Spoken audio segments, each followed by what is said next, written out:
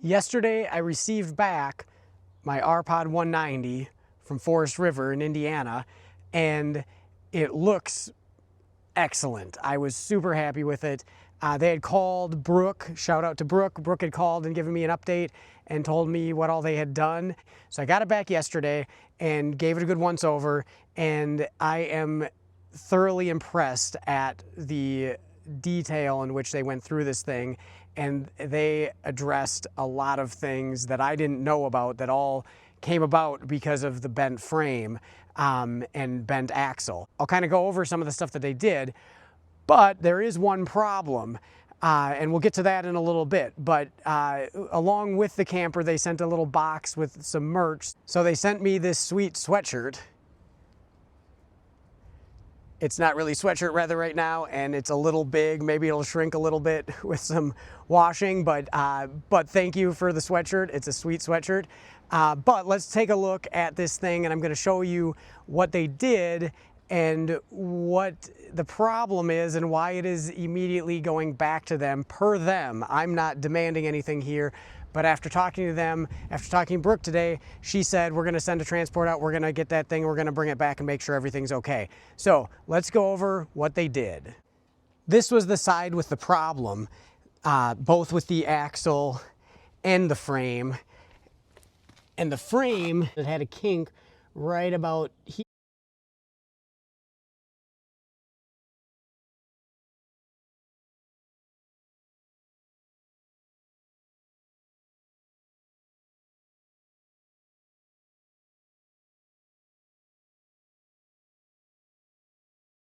They replaced the whole frame, the axle, I believe the holding tanks. They wound up replacing this whole wall, front to back, not the slide out, that is original, but everything else got replaced. And they found a problem with the roof, so they replaced the roof, which if you're familiar with this camper, you know that this is a one-piece roof. I don't know if roof's even the right term, from the bottom in the front all the way up and back and down to the bottom in the back. So this thing has almost all new skin on it. And along with that, they put a new skylight over the shower. They put a new max fan vent in over the bathroom. And I believe that might have even been because of the ease of not having to extract the old stuff off the old roof with the sealant they use. I'm not sure on that either way. That's all new. This thing came from the factory with a solar package, and so they put 2 new solar panels on the roof. That was another thing that was kind of adhered to the roof, and that's probably why it got replaced. But it's pretty impressive that they did all of that. So there again, this skin is new all the way up. I don't know what you call that piece, a spoiler, I don't know what. That looks to be new. They really loaded up a bunch of new stuff on this. So what's the problem? Well, there were 2 problems. One of them I've already addressed, and it was pretty minor. But in the transport back here, the speaker on the ceiling had fallen down except for 1 screw. 2 of the screws had fallen out. They were in the sink. So I put that back up, not a big deal. The other thing was a little more concerning. The other thing was the centering of the wheel inside the fender. And on this side, you can see how it's supposed to look.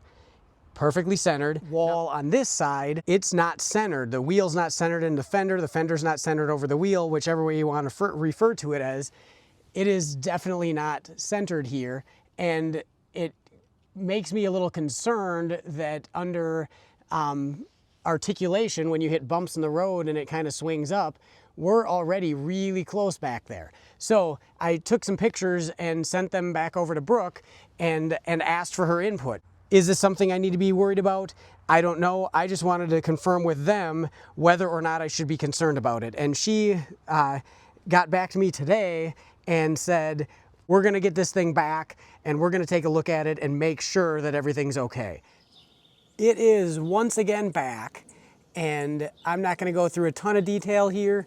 I have personally gone through it, but what they found was that the wall was delaminating on this side around where the fender was, and so when they got it back, they wound up replacing this whole passenger side wall or campside wall.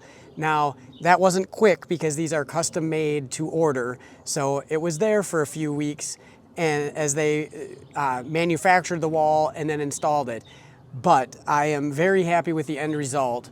So now what they have wound up doing is axle, frame, floor, both side walls, the roof, which is the entire thing front to back, the skylight, the roof vent, just a ton of stuff.